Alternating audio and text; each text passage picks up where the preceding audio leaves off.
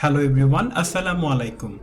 আয়া স্পিকিংয়ে কোনো কোয়েশ্চেনের আনসার দেওয়ার জন্য আইডিয়া কিভাবে এক্সটেন্ড করতে হবে আজকের লেসনে তা আমরা স্টেপ বাই স্টেপ শেখাবো।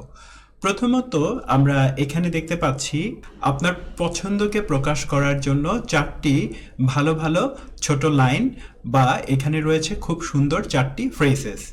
সো এইগুলো দিয়ে আমরা আমাদের পছন্দগুলোকে প্রকাশ করতে পারি। যেমন আপনি কোনো কিছুকে পছন্দ করেন, এটা বলতে আপনি বলতে পারেন আই লাইক ড্যাশ, আমি ড্যাশ পছন্দ করি।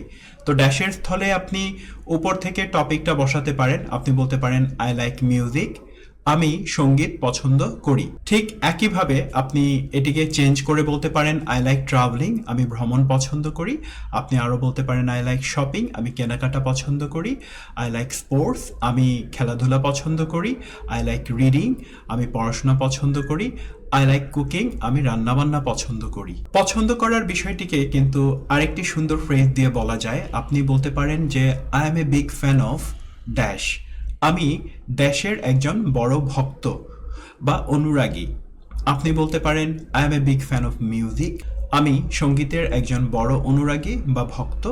I am a big fan of travelling, আমি ভ্রমণের একজন বড় অনুরাগী বা ভক্ত। বা বলতে পারেন I am a big fan of shopping, আমি কেনাকাটার একজন বড় অনুরাগী বা ভক্ত। এবং স্ক্রিনে দেখানো সবগুলো টপিকই আপনি এই লাইনটি দিয়ে বলতে পারবেন। আপনি পছন্দ করেন এমনটা বলার জন্য আরও একটি চমৎকার লাইন আপনি ব্যবহার করতে পারেন। আপনি বলতে পারেন I am really keen on dash, আমি সত্যি ড্যাশের প্রতি আগ্রহী বা ড্যাশ পছন্দ করি। তো কিন অন মানে হলো আগ্রহী বা পছন্দ করা। আপনি বলতে পারেন I am really keen on music, আমি সঙ্গীত সত্যি পছন্দ করি বা আমি সঙ্গীতের প্রতি সত্যি আগ্রহী। অথবা আপনি বলতে পারেন I am really keen on travelling, আমি ভ্রমণ সত্যি পছন্দ করি বা আমি ভ্রমণের প্রতি সত্যি আগ্রহী। অথবা I am really keen on sports, আমি খেলাধুলার প্রতি সত্যি আগ্রহী। এভাবে বাকি টপিকগুলো নিয়েও কথা বলা যাবে। সর্বশেষ চমৎকার একটি ওয়ে হলো I am fond of dash, আমি ড্যাশ পছন্দ করি বা আমি ড্যাশের প্রতি আসক্ত। তো আসক্তর চেয়ে যদি আপনি বলেন I am fond of dash, আমি ড্যাশ পছন্দ করি, এটা আরো ভালো শোনাবে। আপনি বলতে পারেন I am fond of music, আমি সঙ্গীত পছন্দ করি। I am fond of travelling, আমি ভ্রমণ পছন্দ করি। I am fond of shopping, আমি কেনাকাটা পছন্দ করি। এভাবে সবগুলো টপিক নিয়ে আপনি বলতে পারবেন। তো আমি পছন্দ করি এটা বোঝানোর জন্য আপনি বলতে পারেন I like dash, I am a big fan of dash, I am really keen on dash, I am fond of dash. আর ড্যাশের স্থলে আপনি অসংখ্য টপিক কিন্তু বসাতে পারবেন। তো এটাকে আমরা কিভাবে ব্যবহার করব তা দেখার জন্য চলুন আমরা আরেকটি স্লাইডে চলে যাই। ধরুন আয়াসে আপনাকে প্রশ্ন করলো যে do you like music, why or why not, আপনি কি গান পছন্দ করেন, কেন বা কেন নয়। তো আগের স্লাইড থেকে শেখা আইডিয়াগুলো থেকে আপনি বলবেন yes I am a big fan of music, হ্যাঁ আমি গানের একজন বড় ভক্ত। তো এই যে লাইক শব্দটা, এটা কিন্তু আপনি এখানে কপি করেননি, আপনি বলেননি ইয়েস আই লাইক মিউজিক, বরং আপনি এখানে কি করেছেন, বলেছেন I am a big fan of music. একটু অন্য ভাষায় কথাগুলো বলেছেন, যা আপনার সক্ষমতার পরিচায়ক। তো এই আনসারটাকে কিভাবে এক্সটেন্ড করতে হবে কিছুক্ষণ পরে এটা আমরা দেখব। ধরুন আপনাকে জিজ্ঞেস করা হলো how do you feel about travelling, আপনি ভ্রমণ সম্পর্কে কি অনুভব করেন। তো আপনি স্টার্ট করবেন এইভাবে, well I am fond of travelling, আচ্ছা আমি ভ্রমণের প্রতি আসক্ত বা আমি ভ্রমণ পছন্দ করি। আবার যদি আপনাকে জিজ্ঞেস করা হয় do you enjoy reading books, why or why not, আপনি কি বই পড়া উপভোগ করেন, কেন বা কেন নয়। আপনি বলতে পারেন I am really keen on reading books, হ্যাঁ আমি সত্যি বই পড়ার প্রতি আগ্রহী। তো আপনি এনজয় না বলে বলেছেন I am really keen on, যা আপনার অ্যাবিলিটির পরিচায়ক। তো এভাবে আপনার পছন্দ প্রকাশের ফ্রেজগুলোকে নানা কনটেক্সটে ব্যবহার করে দিবেন। এখানেই কিন্তু শেষ নয়, এখন আমরা এই এক লাইনের যে আইডিয়া এটাকে আরো এক্সটেন্ড করব। তো কিভাবে এক্সটেন্ড করা যায় তা বোঝানোর জন্য চলেন আমরা আরেকটা স্লাইডে চলে যাই। তো আমরা আগের স্লাইডে যে আনসারগুলো দেখেছি তা এক্সটেন্ড করার জন্য আমরা হচ্ছে আরেকটা লাইন অ্যাড করব। এই লাইনটা হলো I find it a perfect way, যার অর্থ হলো আমি মনে করি এটি একটি আদর্শ উপায়। তো ফাইন্ড শব্দটার নর্মাল অর্থ হচ্ছে খুঁজে বের করা, এখানে ফাইন্ড মানে খুঁজে বের করা না, বরং ফাইন্ড মানে এই কনটেক্সটে মনে করা। I find it a perfect way. তারপর আরো এক্সটেন্ড করেছি to unwind and refresh my mind, আরাম করার এবং আমার নিজেকে সতেজ রাখার। আফটার আ লং ডে, একটি দীর্ঘ দিন শেষে। তো আনওয়াইন্ড শব্দটার অর্থ কি? আনওয়াইন্ড শব্দটার অর্থ হচ্ছে চিন্তামুক্ত থাকা বা আরাম করা। আর রিফ্রেশ মানে কি? রিফ্রেশ মানে সতেজ করা। তো এই লাইনটা একটা ভার্সেটাইল লাইন যা অনেকগুলো টপিকেই ব্যবহার করা যাবে। যেমন আগের যে কোয়েশ্চেনটা ছিল তার সাথে একটা লাইন আমি শুধু অ্যাড করেছি। এখানে বলা হয়েছে ডু ইউ লাইক মিউজিক, আমি বলেছি yes I am a big fan of music, আমি সঙ্গীতের একজন বড় ভক্ত। এটা বলেছি I find it a perfect way, আমি মনে করি এটি একটি আদর্শ উপায় to unwind and refresh my mind after a long day, একটি দীর্ঘদিন শেষে শিথিল হতে এবং আমার মনকে সতেজ করতে। তো শিথিল হতে এখানে আমরা বলতে পারবো আরাম করতে এবং আমার মনকে সতেজ করতে। সিমিলারলি আগের আনসারের সাথে আমরা আরো একটি লাইন অ্যাড করেছি, how do you feel about travelling, আপনি ভ্রমণ সম্পর্কে কি অনুভব করেন। তো আমরা বলবো যথারীতি well I am fond of travelling, আমি ভ্রমণ পছন্দ করি।